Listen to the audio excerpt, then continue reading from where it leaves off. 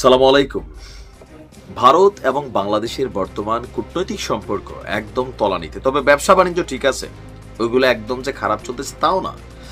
আওয়ামী লীগ সরকারের করা বেশ কিছু চুক্তি এগুলো এখনো পুনর্বহাল আছে, কিছু কিছু বিভিন্ন জায়গায় হয়তো বাধাগ্রস্ত হয়েছে অথবা এগুলা রিকনসিডারেশনে চলে গেছে। এই যখন অবস্থা, ভারতের বিভিন্ন মন্ত্রীদের অধ্যত্বপূর্ণ কথাবার্তা, বাংলাদেশের বিভিন্ন সীমানাতে তাদের অ্যাক্টিভিটিস, তারপরে সে বাংলাদেশের দুইটা চিকেন নেক করিডোরকে নিয়ে কথাবার্তা যখন চলছে, বাংলাদেশ ভারতের নাকের ডগায় এবার এক জিনিস বানানোর সিদ্ধান্ত নিয়েছে।